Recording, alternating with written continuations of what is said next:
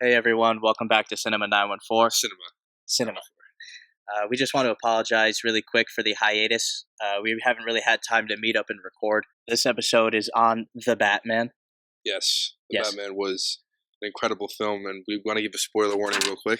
So if you haven't seen the movie yet, do not watch this video. Go out, watch the movie, and then come back to this video. Yeah, absolutely. Let's just dive right in. We'll dive right in. So we actually went to the fan first premiere, which happened March 1st. So it was 3 days before the theatrical release. And this is theatrical release for what? The Northeast, maybe? Because we're in New York, so I don't know if that's worldwide or country nationwide. I'm pretty sure it was worldwide because Really? when they set it all up, the premiere was actually on the 1st. So Okay. like you saw videos like on social media of Robert Pattinson in London. There was definitely earlier screenings though, because some people had reviews on YouTube as Well, early sure, as I'm sure like some people had access just or the bigger paid a guys, certain yeah. amount to go see it prior, but this was like for us worldwide. Yeah, this was for us. Yes, we saw it 3 days earlier, and it was the screening. It was one showing, one day. We got there at like what 7. And we got into the theater like around 6:30, and just so that we can get our popcorn and everything. Talk about the mug. It's a container. It took on the form of Robert Pattinson's Batman cowl. Purchase of 2022 for sure. Probably the best $28 that I've ever spent. Another thing that was cool with the fan first premiere was that you actually got a comic book with it too, and it's basically this whole movie takes on the comic of the Long Halloween. Yeah, kind of has that aspect to it. In year one, those two I think are the biggest influences of this film, in my opinion. But absolutely, and I actually 100% love the different take on the Batman film because we've seen the heroic Batman film time and time again, but this was a darker take on a detective story. So the best way that I can compare it, it's like the movie Seven with Brad Pitt and Morgan Freeman.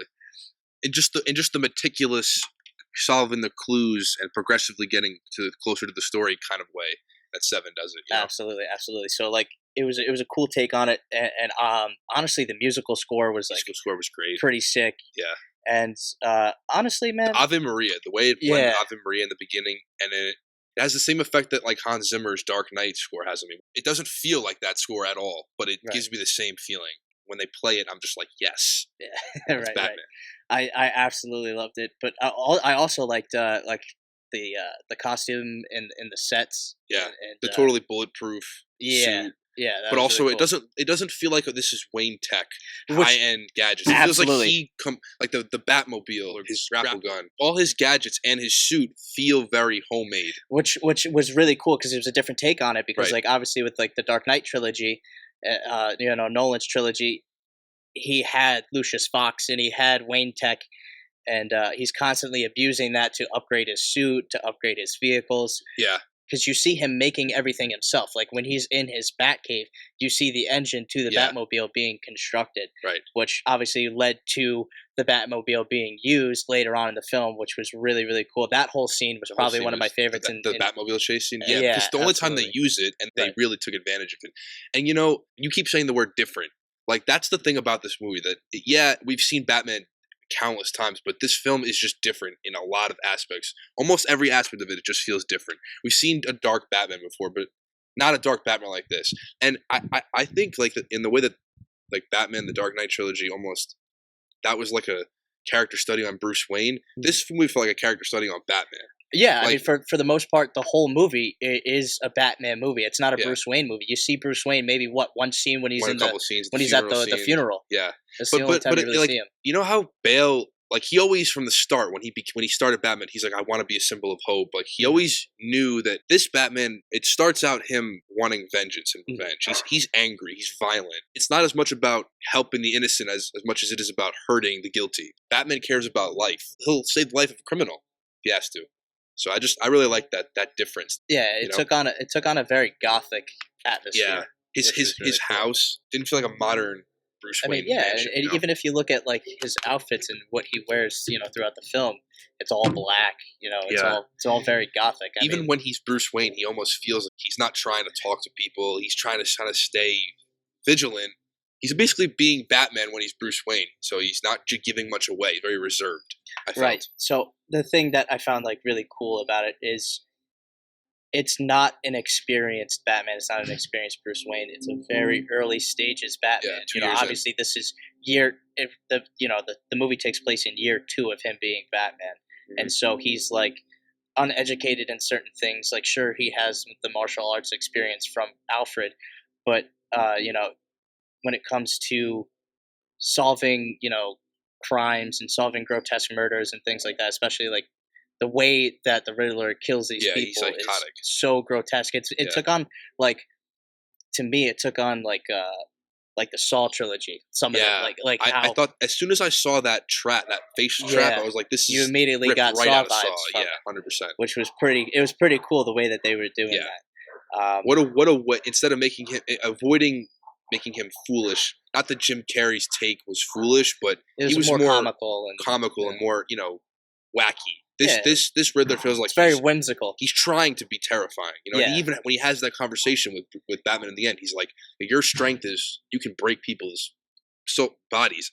My strength is all intelligent. My strength is mental. I could never do what you do." Right.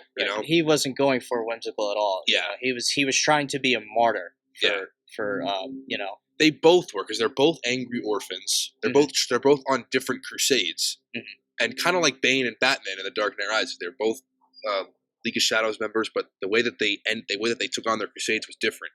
One was worse than the other. I think that contrast in this film, like having that being the same and having that connection, like that's perfect. It even says on the posters, "Unmask the truth." Right. It's nice to see that his family wasn't squeaky clean. And they weren't Boy Scouts, which was pretty cool because like that's a different take in itself. Because like obviously with like Christian Bale's Batman and the previous Batmans before, like I said, they were more experienced Batmans and they know their past. They know what happened. And they are parents. In Bale's Batman, the Waynes are like they basically are martyrs. They donate a lot of money to the city. They help people. He's a surgeon. And you don't see that in this film. This film they have more of a dark story. And like obviously. Yeah, there is so much political corruption in this film, and what was really cool is what they tied it back to Bruce Wayne, and his father and his mother being politically corrupt and working with Falcone, things like that was just such an interesting take on, especially because he was trying to do it really for good reasons. It's not like the Thomas Wayne and Joker. He was kind of an asshole, even though it wasn't him. He didn't. That really wasn't his father, then they turned out. But the way he treated Arthur in that movie was that of an asshole. Instead of realizing that this dude is just sick and he needs help, and just trying to just be like, "You're Thomas Wayne. Why be an asshole to this guy?" Right. You know what I mean?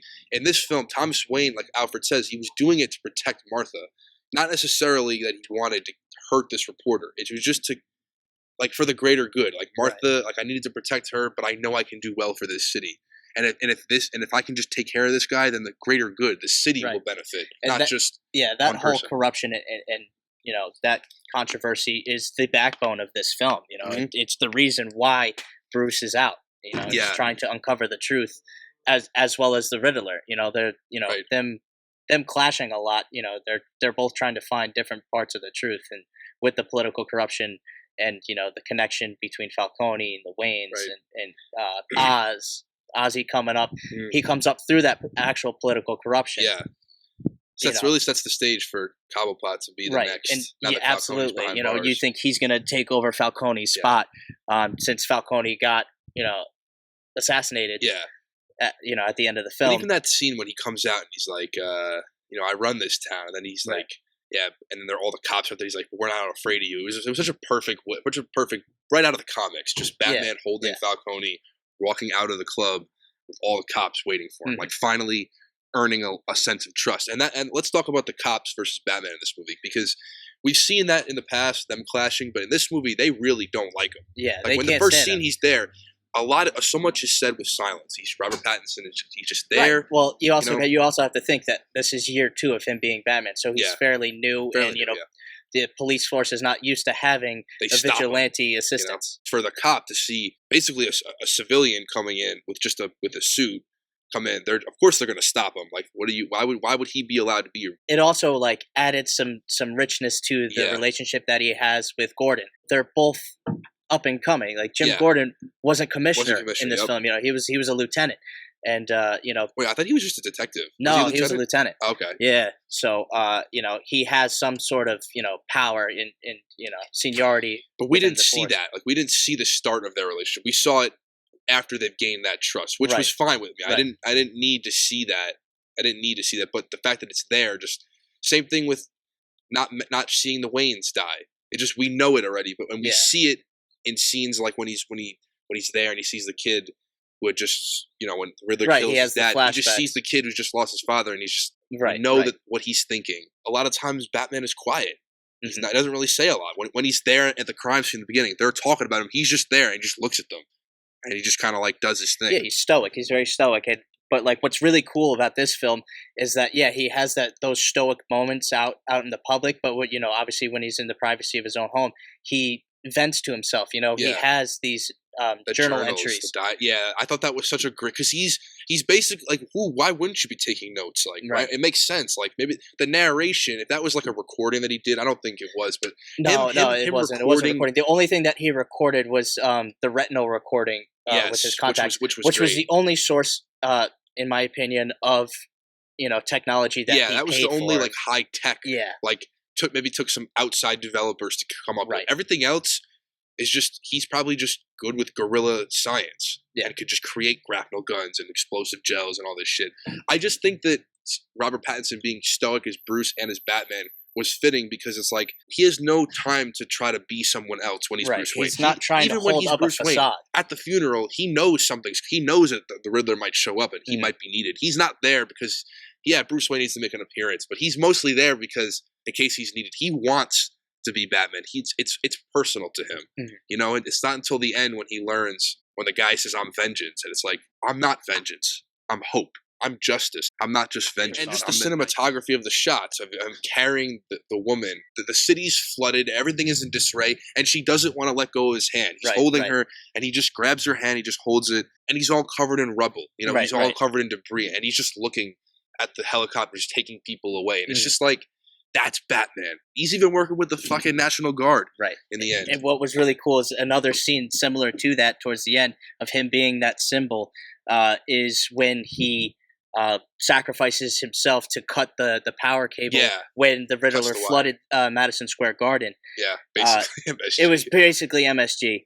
But when he cut that wire and he fell and plummeted to the water, he gathered up all the people that were stuck in the water. He reached out, his hand, pulled them out, and led them outside towards the light.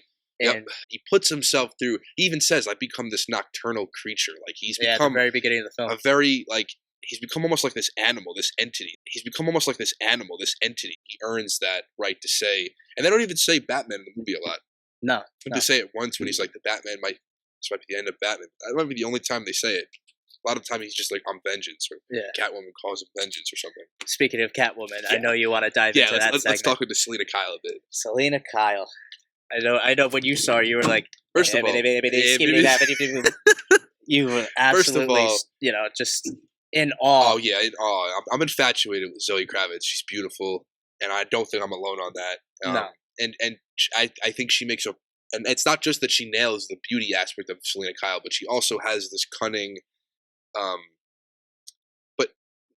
she's not that, like, she's cunning, but she has a lot of soul in this movie, a lot of like, what's really cool, she provides a lot of emotion to Batman, because Batman is stoic with most people, but when he's with Selina, he's a little bit more at ease. He's not as hardened, which is nice to see that her. He almost becomes more human, more Bruce Wayne when he's with Selina. What was cool is that they tied her into the crime itself and in the investigation itself, because she was connected to the Lady of the Night, you might say. Her friend, right? Yeah, her friend, was a Lady of the Night and was, murdered. And that was one of Riddler's murders. And so she was involved in the investigation. And she tried to make it her own. Just like Batman. Yeah, she took it personal, and that's why she broke into the mayor's office. Yeah, the mayor's office. The mayor's home.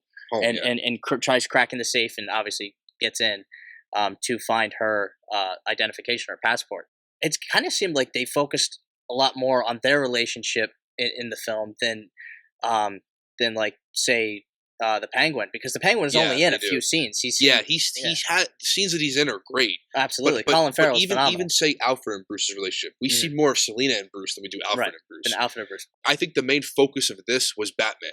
So that means they take away most of the Bruce Wayne, and Alfred is more Bruce Wayne than Batman. So that's why he spends every scene. There's a lot of scenes of Jim Gordon and Batman just walking around looking for shit. He spends more time with the people involved with the story, with the plot, than he does with the emotion and the Bruce Wayne side of him. I think Ozzy has longer scenes when he has his scenes, like the car chase. He was great. Yeah, Colin Farrell was awesome. He had a comical aspect, but not as much as Danny DeVito in the Tim Burton series. But he didn't need to have as much. No, he didn't. But the way that he did it, is very, very New York aspect, very New York gangster. Yep. Which something I want to get into is like, people, usually use New York City to for Gotham. But what was cool in this film was like Gotham was its own character. Yes, it absolutely very much was. In the film. Like in the Dark Knight trilogy, especially in the Dark Knight and the Dark Knight Rises, it's basically Chicago and New York City. You're not seeing. I mean, I don't know where they maybe some Philadelphia too. I don't know where they shot Batman Begins, but it seems like that's why that feels like this big city. This movie feels like the dark alleys, the seedier side of the city. Not just that, it's the people too. The aesthetic, the people, yeah, exactly. You have the clown posse at the beginning of the film. Were they Joker goons, or what do you think? Yeah, pretty much, right? Yeah. So it'll be that's another way. It's like you know that the Joker's been around if people are painting their faces like the Joker, like trying to form gangs like the Joker might have done or might have been doing. Well, it was interesting to see at the beginning of the film, and then obviously with the ending and the end credits, you do see Joker. He's in Arkham, so Well, I mean, he's never officially identified. No, he wasn't identified. He's not identified. They did it more for like an audience build-up thing at the end. With that scene, it shows that Batman had experiences with the Joker. He's fought Joker previously. Obviously, the Joker and Batman are an iconic pairing of villain, classic polar opposites, hero villain, but are the same thing, same two sides of the same coin. And a lot of great Batman stories focus on Batman not becoming the Joker, not killing.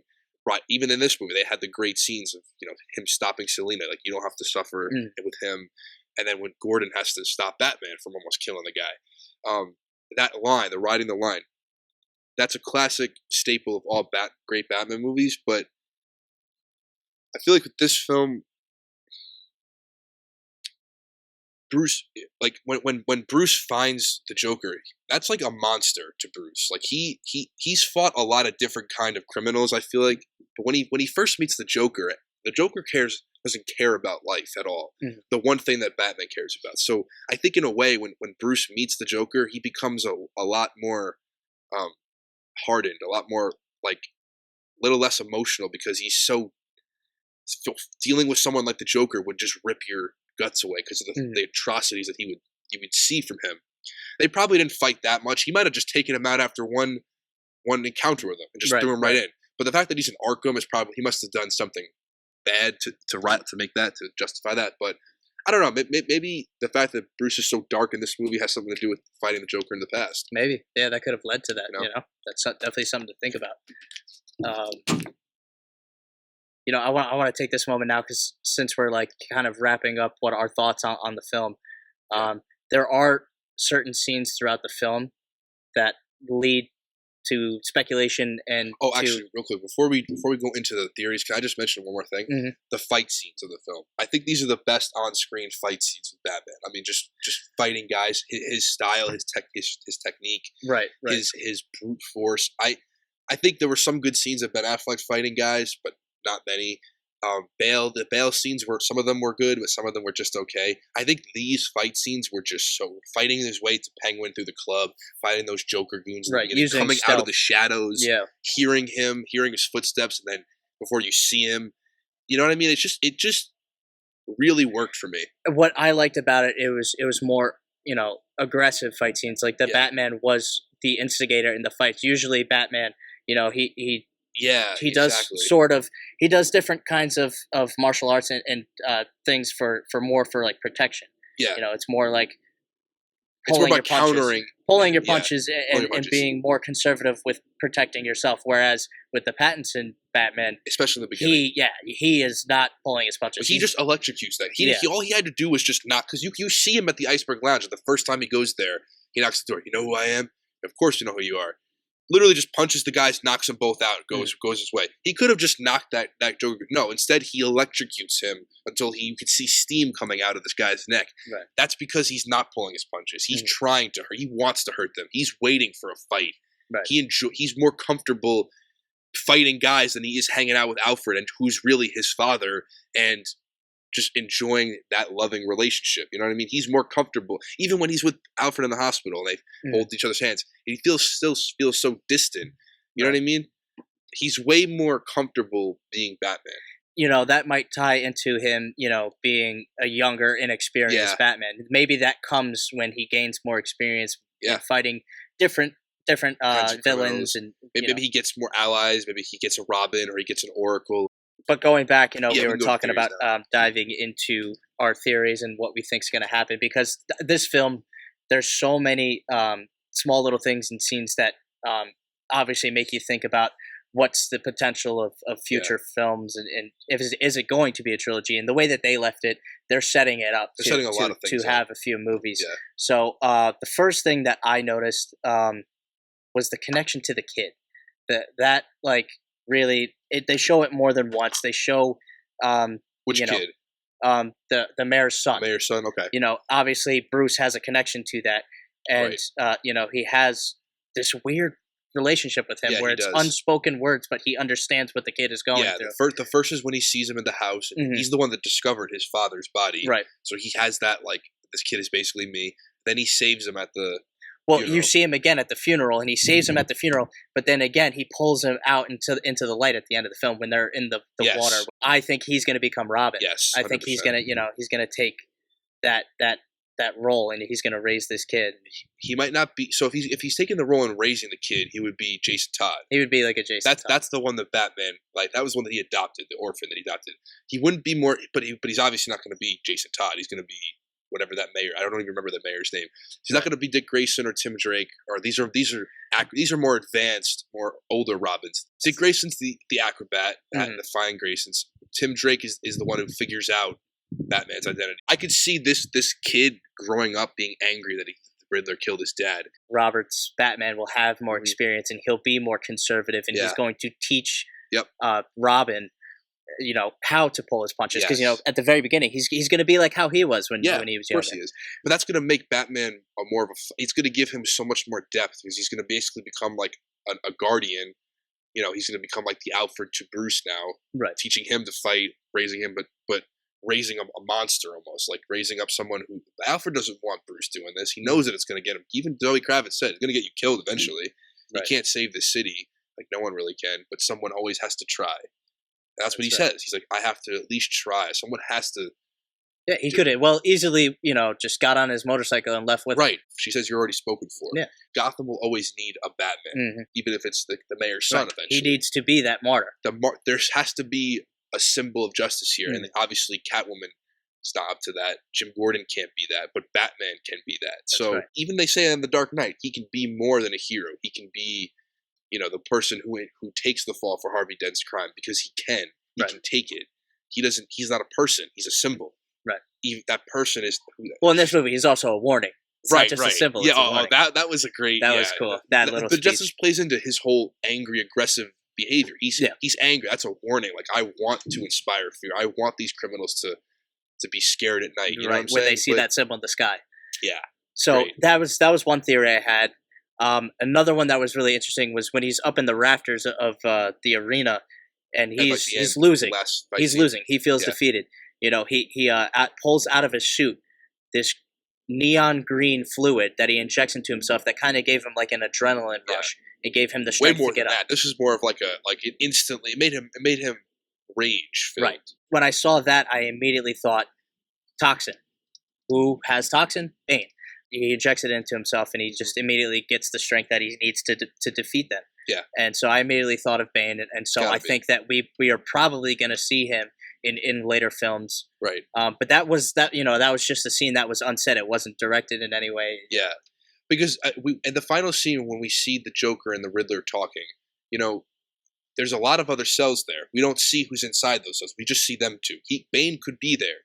There's a lot of villains Batman that could be there that Batman's just taken out. The strip small time in Arkham. Probably put all of them away already because especially if he was that angry. When the Batman finally figures out Riddler's clue after speaking with him at Arkham, he goes back and he scrapes up the carpet, and it led him to find the final clue, which was a video of him explaining everything, why he did what he did, why he's a martyr.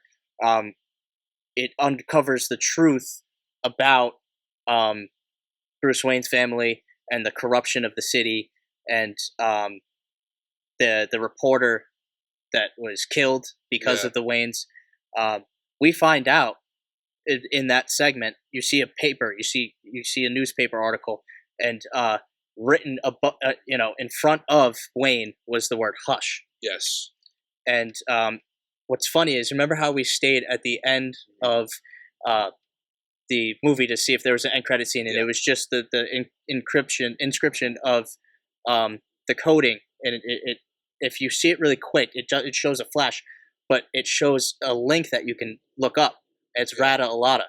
Right. And if you look that up, it gives you a series of riddles, and if you solve each of the riddles, it tells you the name. Yeah, it tells you the name of the reporter, which is Elliot. Yeah, Elliot. It seems like they're leading up to Hush coming into the series and Elliot's son. Yeah. So that's I think that he's going to be the next villain within the sequel of the movie. I do too. And what a great villain to bring into, especially after seeing the Riddler, the detective noir Batman. Mm-hmm. Thomas Elliot, in the comics, he's Bruce Wayne's friend. And Thomas Wayne, I think, saves one of his parents' lives, but Thomas Elliot wanted their fortune, so he basically killed his parents to get that, and then Thomas Wayne, saving his parents, foils that plan, so he wants to kill Bruce Wayne. Here, he wouldn't be that. Maybe he would be, but I think his story would be a little more fictionalized, or to fit this story. So I think that he's definitely going to come up within the series at some point. But it just makes you so excited for the next films. Yeah. And it makes you think, because, what if we see like a breakout at Arkham and we see all these villains? That would be a great setting for a movie, I think. Or make it like an Arkham Asylum type film. That'd be so cool. It's interesting to see all this corruption, because, like I said, that was the backbone of this film. And them using the trust fund that was for the orphanage, and then pulling funds from there. And showing how corrupt Gotham really is was just so interesting to see. Is there any villains that you would like to see in future films? I would love to see Deathstroke come in. I would love to see a great fight with Deathstroke. I would love to see them do a better version of Killer Croc. Yes, because absolutely. In the Suicide Squad film, it flopped because of the cosmetics and the special effects were not that great. I think what they could do would be really cool is like what they did with Sylvester Stallone in the updated Suicide Squad, to just CGI but have a voice actor. He's a creature in the comics. What he is, it kind of demands CGI. I would also like to see a good Mr. Freeze. Yeah. I think seeing because Victor Freeze to me is one of the ultimate, like the epitome of not a villain, a victim. And I would love to see Batman face. Because Riddler's a victim too. He's evil, of course, but he's evil because. But Mr. Freeze is more of a victim. Victor Freeze is more of a victim because he's just so desperately trying to save his wife, and he'll almost do anything to do it, even if that means killing people.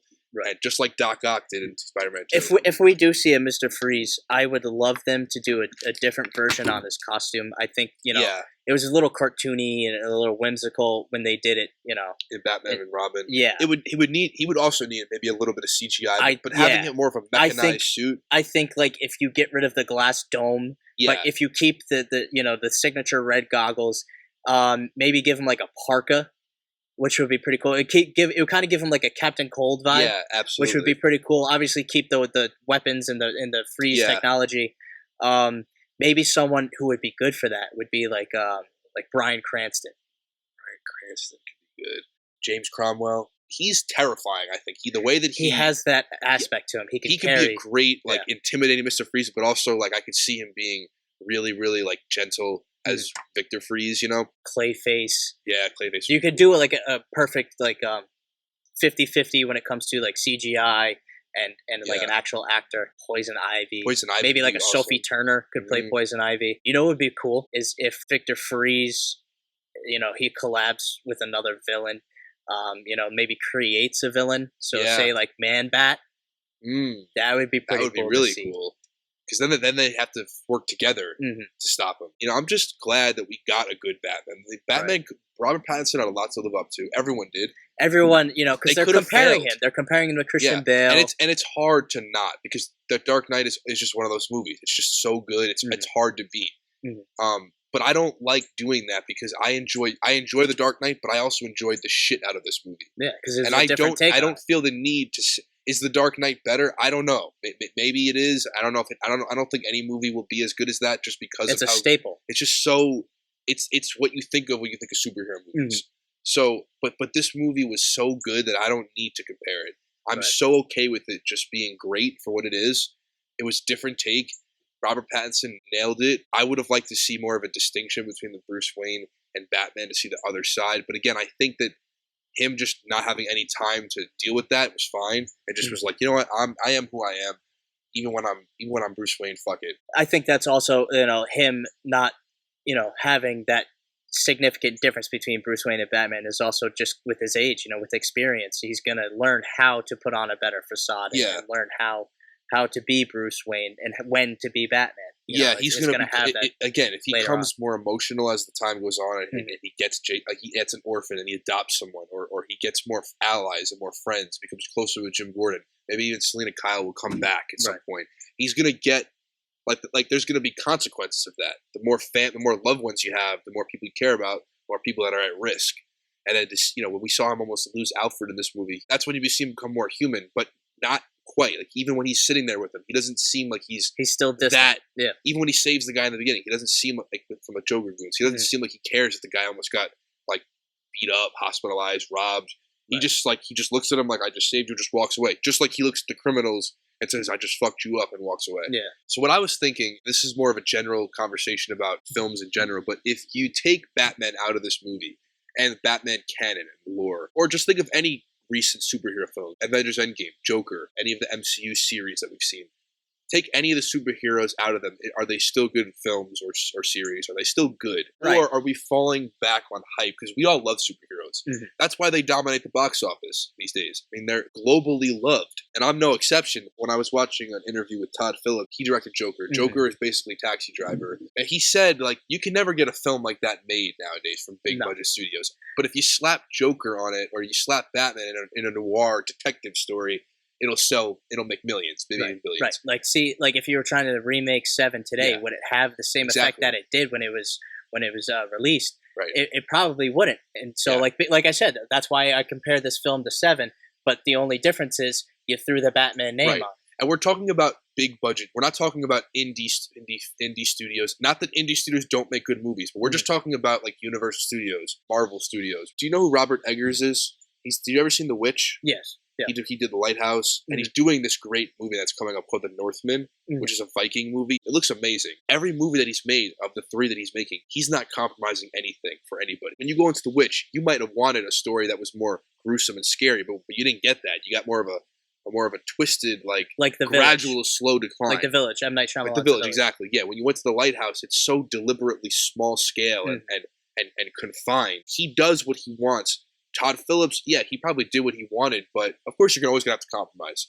But the fact that he said, if I wanted to make a story that was homage to Taxi Driver, I couldn't do that unless I put the Joker in it. Not that he didn't want to dive into the superhero, the genre, but it just seems like, are we falling back on the hype too much? Right. I mean, like, if you think about it, just answer honestly, on your hand, can you count maybe the past 15 years, how many detective movies had the same success as this Batman did when it comes to the box office? Maybe Seven. Prisoners. Maybe The Lovely Bones. Yeah. Things that are detective stories just don't make it as big in the box office when you're comparing it to a superhero film. So let's say Batman came out the same year, around the same time as Seven. Which one are you going to go see? Probably the Batman. There's so many good superhero movies out there, and they're just appealing. You got to give appeal. Yeah, you got to give credit to Favreau, to RDJ, because they took a big leap. You know, superhero movies weren't as big. Everyone who was integral to making superhero genres a formidable and respected genre of filmmaking, to see where it's become. Like, can you get other movies made? Does it have to be a superhero movie to be successful? Like, for example, The Dark Knight Rises and The Avengers came out in the summer of 2012. But also The Amazing Spider-Man came out. Now, obviously, both The Avengers and The Dark Knight Rises had things before them that they knew they were going to make money. Right. And obviously, The Amazing Spider-Man was going to make money because it's Spider-Man. But think about that. 3 superhero movies in one summer, let's just say. If you were any other movies that came out that summer, you were probably fucked. Yeah. You just weren't going to get the same amount of people. Think about it. You have Batman, you have Morbius coming out. With all of these things being put on Disney Plus now, like all these miniseries, they have to do that because they've created a monster. They've created a monopoly of comic book adaptation movies. Yeah, they have. And it's crazy to see how much control they have now. Yeah. But like, there's a movie coming out with Ethan Hawke. It's a horror movie called The Black Phone. Yeah. What if that doesn't have big success because of all these superhero movies that are coming out? But it's a great movie at the same time. But it's a great movie at the same time. You wouldn't know that 10 years later when we revisit things in the past, because we always do that. And we're like, you know what? It took 10 years to uncover that this movie was really genius when it came out. That's what I'm afraid is almost happening. Because if you take Batman out of this story, is it good? Yeah. It was good for a Batman story. And if you take Batman and all Batman characters out of it, it's an okay detective crime story. Yeah, but it's nothing without Batman. It gives it teeth in its fight and gives it a chance to shine. But this is a good movie, and we don't want to take away from this movie's the fact that this movie was good. We're just saying that, or I'm just saying more so that I think that it doesn't give other movies as much of a chance to shine. I think that's sometimes what happens. I think that there's some hidden gems that have come out in the last 10 years. But it takes a couple years to get to them. But the MCU is doing so much, and DC has so many movies in the future. Like, it's just like they're going to dominate for the next 10 years. Right? They just are. Like, streaming, the box office, anywhere you see them. And is that a bad thing? That's up for debate. I guess we'll just have to wait and see. Really quick to wrap up, what are your final thoughts about the Batman? Final thoughts on the Batman. 10 out of 10. Go see it. I absolutely loved it. Despite what I just said, don't take that as like me not liking the movie. I did really like it. I loved it. In fact, I think Robert Pattinson was great. I think all the performances were top notch. No one did a bad job, in my opinion. I would have liked to see more Bruce Wayne, but the thing is, I think we'll get to that. We'll get more of that in the future. And for this movie, it was more appropriate that we got more Batman. But other than that, Batmobile was awesome. Fight scenes were great. The cinematography was awesome. The music was awesome. Everything was good. I really had no flaws. With my thoughts, I think it really hit the mark. They set out the landing. Absolutely. They did what they set out to do. And, Robert Pattinson is an amazing actor. And he was able to take on this role. He was actually excited for this role. Yeah, you could tell. You could just tell by the way that he wanted went into to play it. Like you said, the cinematography, the costumes, the music, all that was, great. But we knew that was going to be great. Yeah, I knew it was going to be great. What I really loved about it was the raw naturalness of the film and the story that it had. It wasn't a Batman movie. Yes. It was a detective movie with Batman in it. Just like The Dark Knight was more of a crime thriller than it was a cops and robbers. I like the take that they had on political corruption. Yep. They made political corruption more exciting by having it in a Batman film. And that just goes to show you that Gotham will always need Batman. That's such a great thing because there's always going to be corruption in the world. There's always going to be bad things in the world. But as long as there's that symbol of hope, as long as we keep the idea of justice alive in some way, in this case it's the form of Batman, there'll always be some balance in the world. I loved it so much, and I think that it's a great starting point for the direction that they want to go. I will say this, it is 3 hours. And I will say that I wish there was, like you said, there was more character involvement with Alfred, with Oz. Yeah. I really wish that they were involved more. I thought that they would be since it was a 3-hour film. Yeah. But either way, I would love to go back, and I will spend another 3 hours on it because it was just that great of a film. I am going to watch it again, and I want to nitpick and see what else I can pick up on. But overall, we both highly suggest that you go see the film. So if you like this episode, give it a like, comment, subscribe. Put in the if you want to hear more about Batman, or if you want to hear our theories or anything like that, feel free to leave a comment in the description. Thank you so much for listening. And we'll see you guys next time. Cinema. Shooter.